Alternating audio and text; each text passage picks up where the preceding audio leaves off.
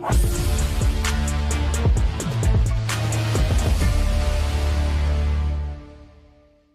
all, myself Sambasiva Rao, working as Assistant Professor in the Department of Civil Engineering at VNR VJEC.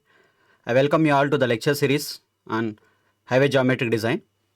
So as a part of that, we are going to discuss today factors controlling the geometric design.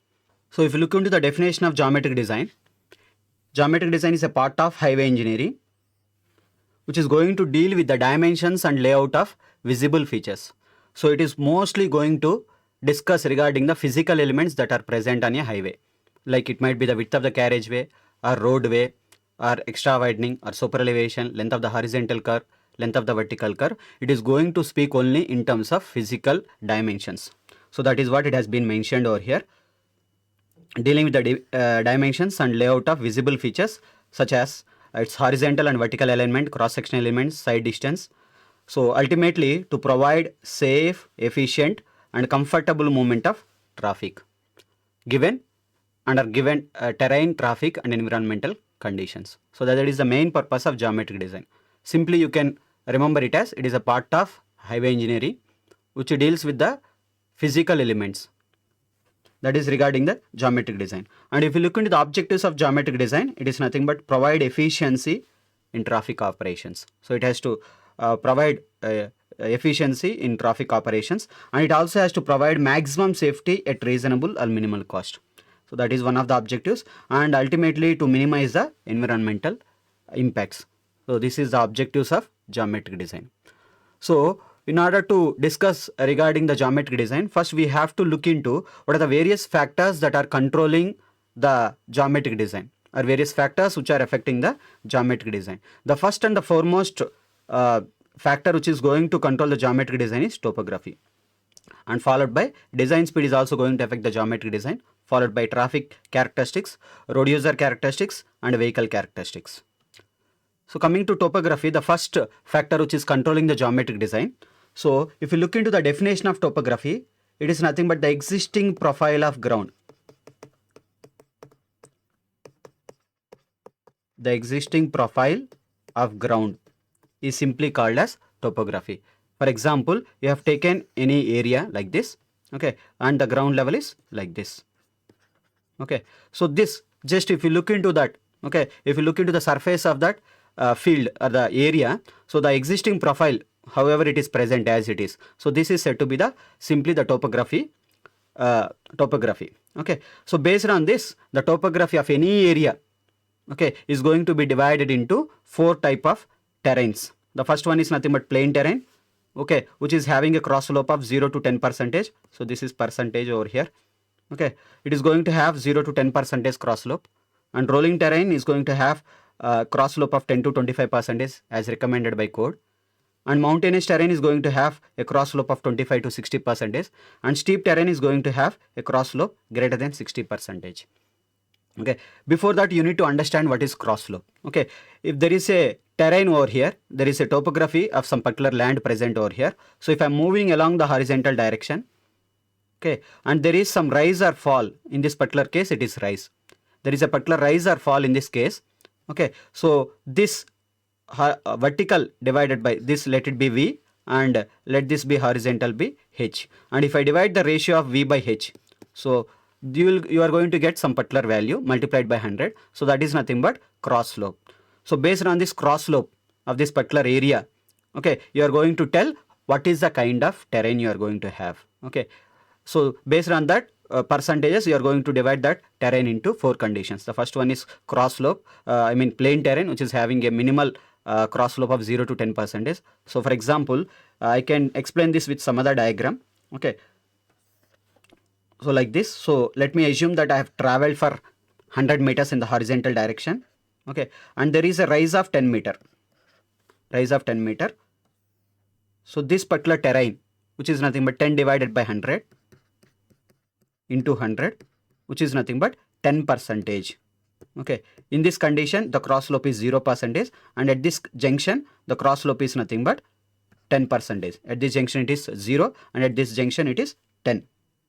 Okay, so this is such a kind of terrain is said to be the plain terrain. So we are going to have the cross slope between 0 to 10%. So that is why it is said to be a plain terrain. Okay. So if you are facing any area which is having a topography like this, so that particular area, that particular terrain topography is going to fall under the plain terrain. Similarly, if you are going to have an encounter, if you are going to encounter a cross slope of 10 to 25%. So this is 10% and this is 25%. So this is 25 meters. Okay. If you're going to have a cross slope, for example, when I have traveled 100 meters and there is a rise of 25 meters.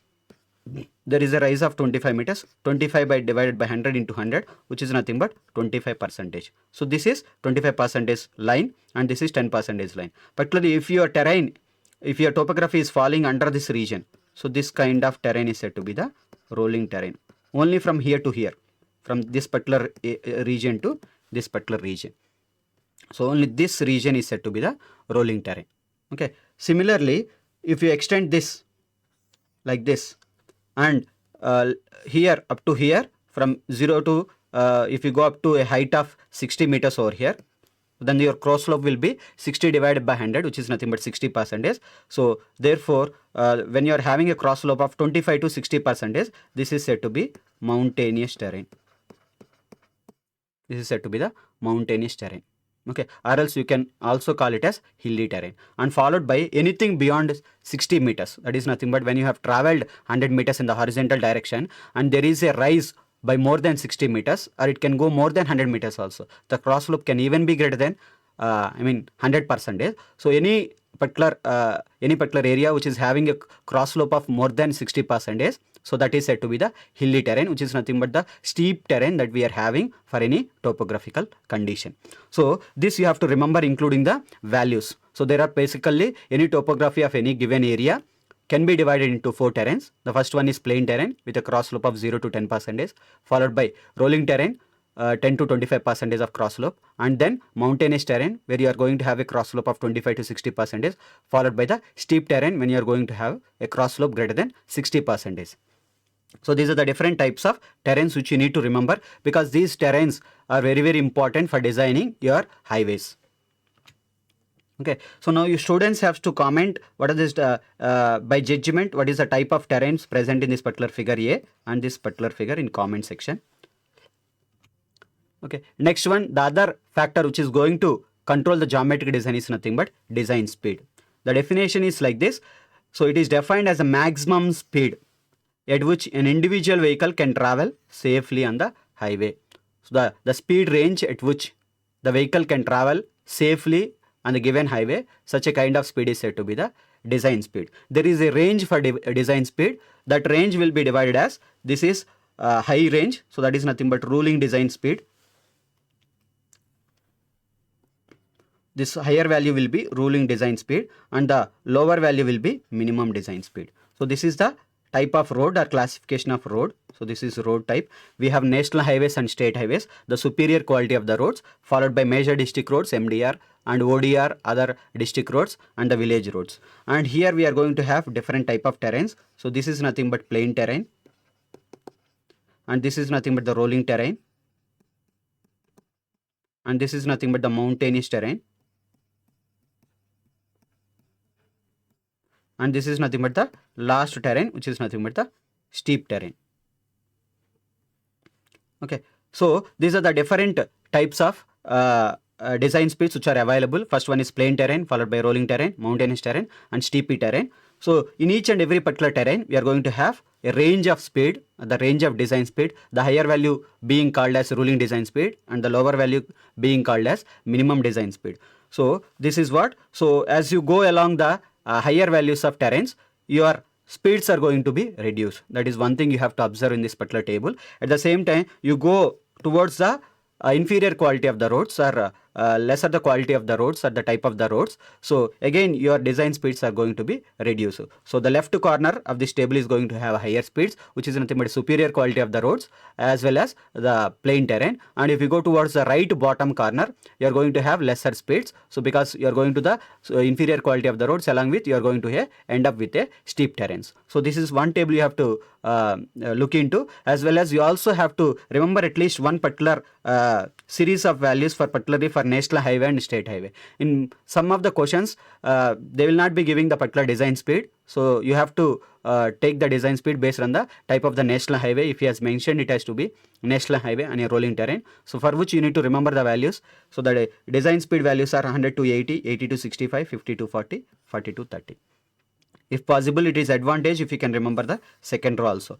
This 80 to 65 will be shifting over here, and this 65 to 50 will be coming over here. And this, instead of 50 to 40, you are going to have 40, 30 and 30, 20. Just recall once, 180, 80, 65, 50, 40, 40, 30.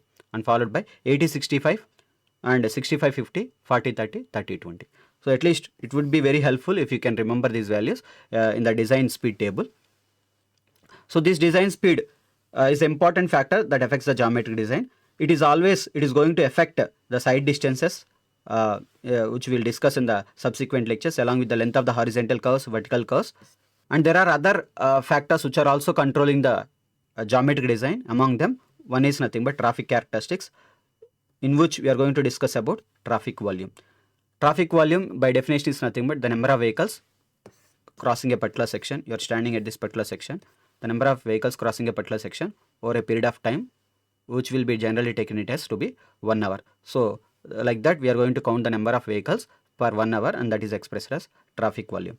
Here that is expressed that we have to discuss in terms of ADT, which is nothing but average daily traffic, and AADT, average annual daily traffic. So this is nothing but you have to calculate the traffic volume, and you have to conduct the traffic volume study every day 24/7, and that is nothing but one single day if you conduct, that will be daily traffic. Okay, and if you conduct it for 1 week and you take the average, so that is nothing but average daily traffic. If you conduct it for 1 month, and that if you take the average value of the daily traffic, that is said to be the average daily traffic for that particular month. Okay, here average daily traffic is very, very important. It should be mentioned for the period what you have conducted. If you have conducted for a particular 1 week, so that has to be mentioned what is the week that you have conducted. If you have conducted for a particular month, then you have to mention the month for which you have conducted the survey. So but whereas the average annual daily traffic, it means nothing but you have to conduct, the name itself is nothing but annual. You have to conduct the traffic volume studies for a period of 1 year, and you have to take the average value of daily traffic for 365 days, and you have to express that in AADT, average annual daily traffic. So this is per 365 days, and this is for 1 week, 1 month, 1 season, 6 months, it can be anything, but it should not be less than 1 week at any case, which is going to include both weekdays and weekend traffic. So that is what ADT, average daily traffic. So these are also the factors which are going to affect the geometric design. And as well, you are also having the traffic composition. What is the composition of different categories of the vehicle, starting from two-wheelers and ending up with heavy commercial vehicles. So what is the composition of the traffic? Ultimately, you have to convert that into PCU, passenger car unit, and this is also going to affect the geometric design. And the last two characteristics, which is nothing but the road user characteristics, and followed by vehicle characteristics. In terms of road user characteristics, any person, whoever it might be, either the passenger or the driver or the pedestrian, so those are going to affect those features are there, things are going to affect the geometric design. So among which we have to discuss in terms of physiological characteristics and psychological characteristics. In terms of physiological characteristics, we have to discuss in terms of vision, how the vision of the road user is there. Okay, what is the general category of the vision of the road user? Generally, there are different types of visions that will be created from the human eye. If you take this as your human eye, okay, and this, if you are looking any particular object within a cone of 0 to 3%, where your vision is going to 0 to 3 degrees, 0 to 3 degrees.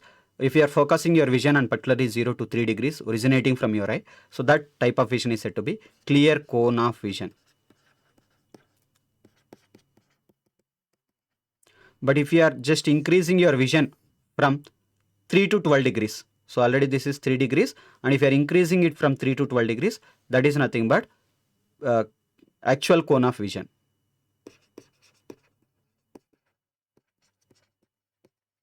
Actual cone of vision. And if we can extend it in the horizontal direction to an extent of 180 degrees also. So that is regarding the vision characteristics of the road user, and in terms of physiological characteristics. And regarding to psychological characteristics, we have to see what is meant by PIEV theory, how it is going to affect the road user, what is the time taken to undergo this process of entire PIEV. So that can be explained by this simple diagram like this. So this is nothing but there will be a stimulus created and there will be response. Okay, so and the stimulus will be carried to the brain by means of ear or eye. So that is said to be the perception. Followed by that perception will be carried to the brain. So this is your brain portion, and there will be an intellectual coefficient which will be present in your brain. Based on that, you are going to have generated some emotions. Based on that, again you are going to have some amount of volition. That is nothing but doing an activity or performing a task. So that is nothing but volition, ultimately, which is going to end up with a response. So the time taken to happen this entire process is nothing to be reaction time. The reaction time is going to be play an important role, particularly in terms of calculation of side distances. It is going to affect, or else you are going to end up with huge values of geometric, you are going to end up with huge values of side distances, where in which you are going to have higher values of reaction time. At the same time, you are also going to have vehicle characteristics, upon which you have to discuss about regarding the static characteristics and dynamic characteristics. In terms of the static characteristics, you have to discuss about the various elements of the vehicle which are going to affect the geometric design. Basically, you are going to have the length of the vehicle, which is going to affect the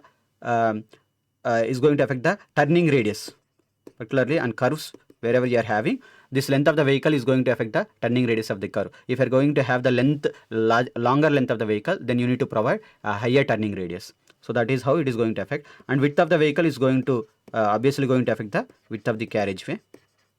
And height of the vehicle is going to affect the vertical clearance under bridges or foot over bridges.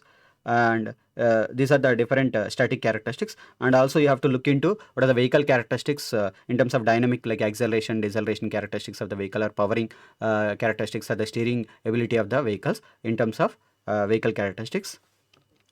So these are the different factors controlling the geometric design. So I conclude the session over here. I greatly appreciate the resources from which I have taken the images and all. Thank you. Like, share, comment, and subscribe VNR Digital Learning Resource YouTube channel.